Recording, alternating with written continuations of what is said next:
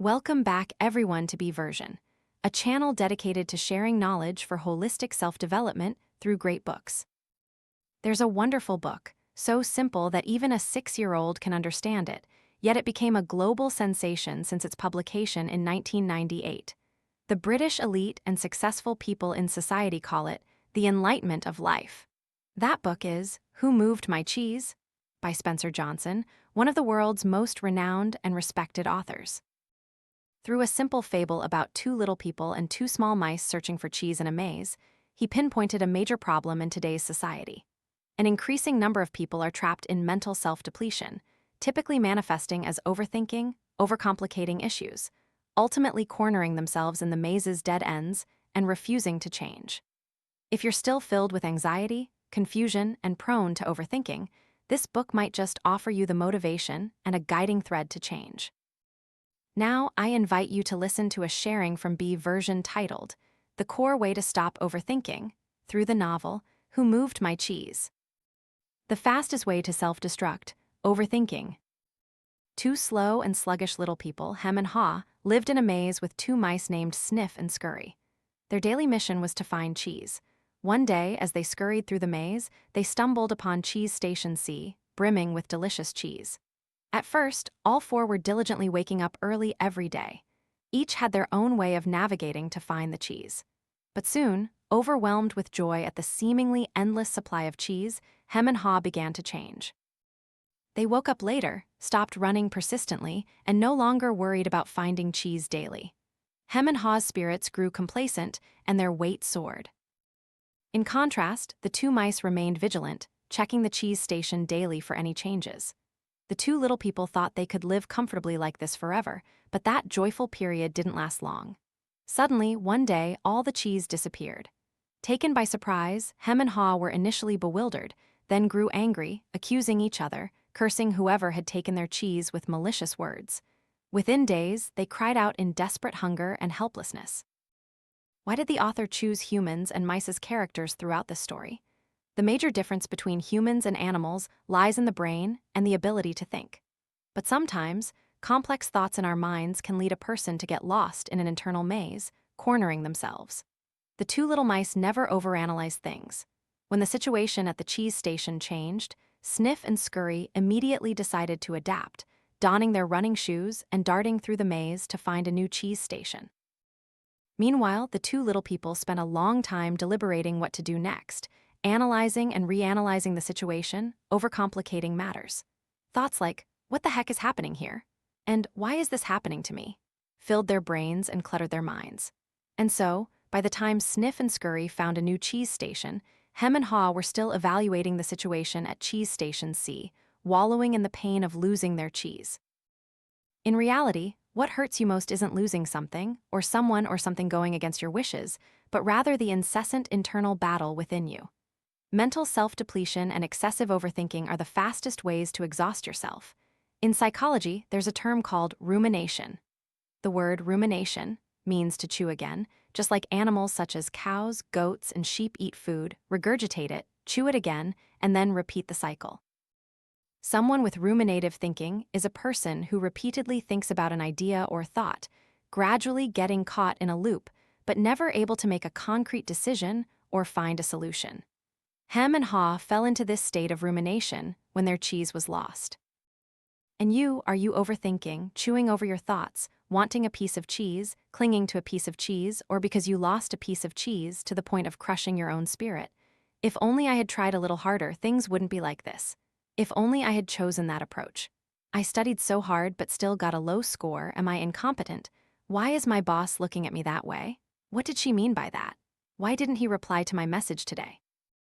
Mom did that because she doesn't trust me, right? Countless such questions arise. Rumination always comes with sensitivity. Even trivial matters can make you think for a long time. This stream of thoughts can be as intoxicating as an addiction. If you're not careful, you'll fall into a confused state, unable to find a way out. Moreover, the negative emotions it brings are like a suffocating quagmire, yet people become fascinated by it, gradually eroding their strength to free themselves.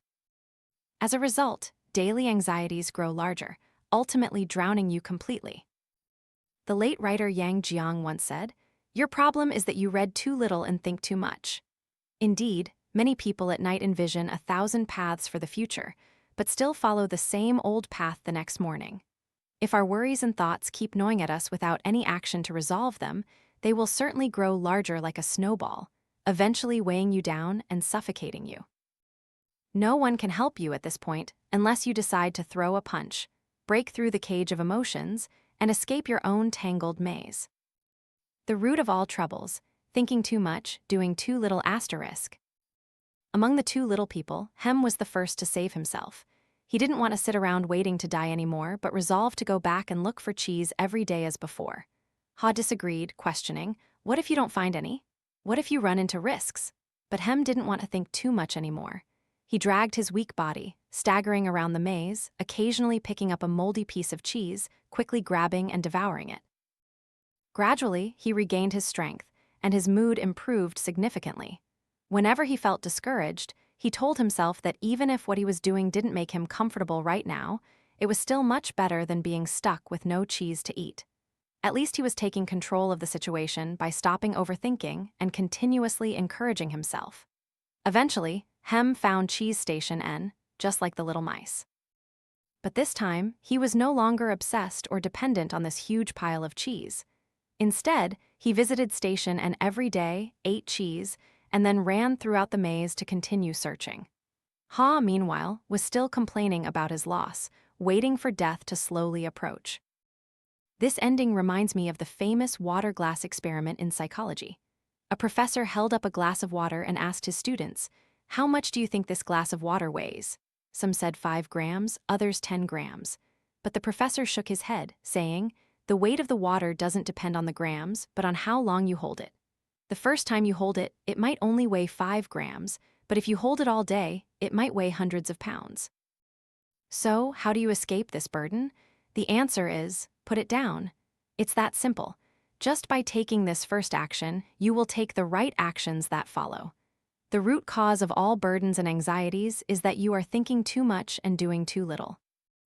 Overthinkers always want to know more, want to be updated on news, want to be sure of everything before they start. However, wishing for smoothness and striving for perfection only creates more problems. Endless thoughts will drain your willpower and physical resources, which you should have reserved for solving problems. The best way to stop mental self-depletion is to stop looking outward, redirect your attention inward, and focus entirely on action in the present moment. If you lose your cheese, go find another piece of cheese. If you don't succeed this time, focus on studying and reviewing for the next time. If your boss looks at you with a certain attitude, resolve your work for today with the utmost care. If someone says something that hurts you, go arrange a vase of flowers, exercise to get a healthy body, or do something you enjoy. Often, one action is better than 1,000 thoughts. A change is far more valuable than meaningless persistence. Instead of tormenting yourself in internal self-depletion, it's better to use action to break this deadlock. Whoever took my cheese, let them take it. Perhaps many of you still wonder, I know overthinking is bad, but I still can't control it. What should I do? If you still can't act to change, then you need to understand a truth behind your self-depletion. Overthinking comes from having too many expectations. The author wrote in the book that the maze symbolizes the complexity of real society and also the inner world of humans. Cheese symbolizes the things you most desire at a certain stage of life. It could be a high-paying job, a happy relationship, a healthy body, a beautiful villa, validation from others, a prize for winning a competition. Each of us is searching for our own piece of cheese. We believe that having cheese will bring happiness, but once we have happiness in hand, many people start to depend on it, and when they lose it, they feel hurt. In fact, this is a dangerous, vicious cycle in the maze. If you don't stay conscious, you'll easily get lost and won't find a way out. Before you had cheese, you craved it. When you didn't achieve it, you doubted yourself and resented your circumstances. When you got it, you became complacent and refused to leave your comfort zone. Finally, if you lose it, you fall into a state of panic. Throughout this process, many things fluctuate that you cannot control. Whenever something unexpected happens, if your heart still holds many expectations for that piece of cheese, you will be overwhelmed by various emotions and thoughts, leading to failure in many aspects of life. In psychology, there's an effect called the wander effect. A high-wire acrobat named Wander always focused wholeheartedly on walking the tightrope and succeeded every time. But one time, before going on stage, he kept emphasizing the importance of this performance and said he couldn't fail. Unexpectedly, he slipped and fell to his death. Social psychologists call this the Wander mindset, referring to a person's psychology of not focusing on the task itself, but only worrying about gain and loss in life. If we pay too much attention to results and others' evaluations, we overlook the task itself, encounter much pressure, think more, and easily deplete our spirit.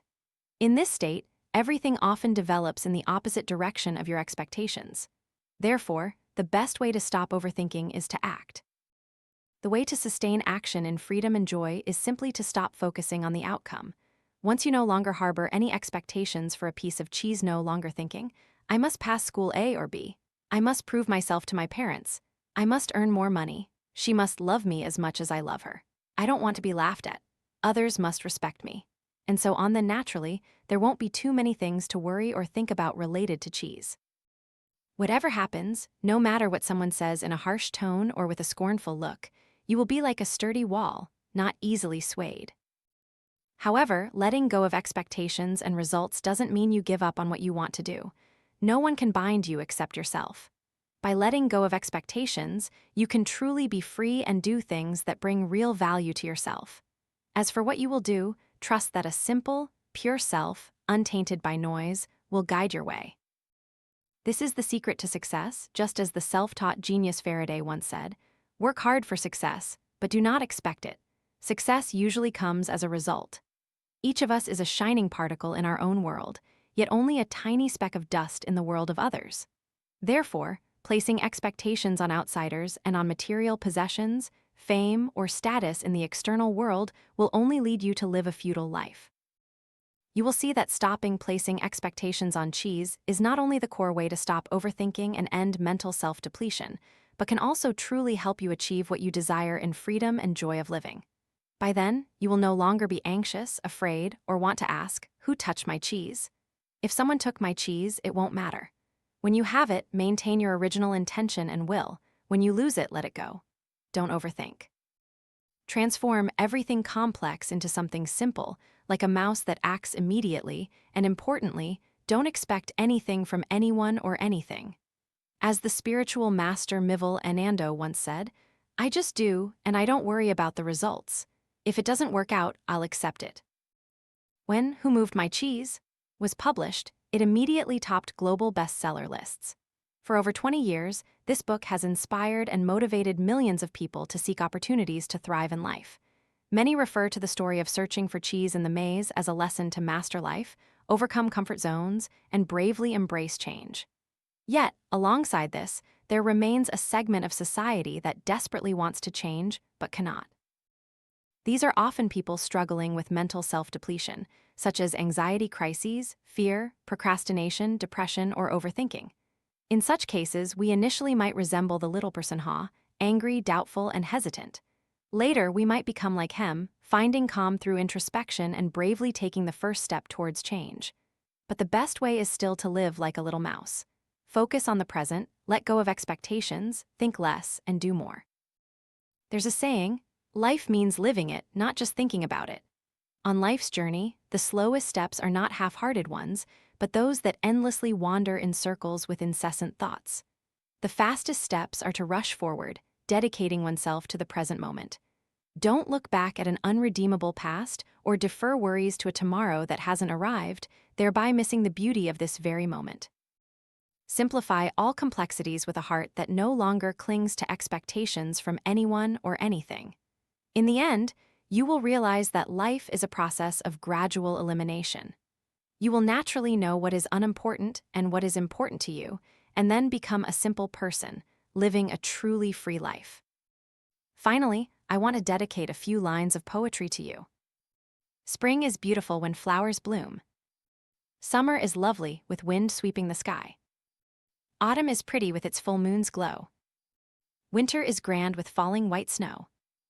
But the most beautiful season in life is simply when the mind is no longer in strife. May all 4 seasons of your life be the most beautiful. Thank you for listening. If you found this video helpful, please share it with those who need it. Don't forget to give me a like, hit the subscribe button, and turn on the notification bell to catch the latest videos every week. Once again, thank you sincerely, and I'll see you in the next videos.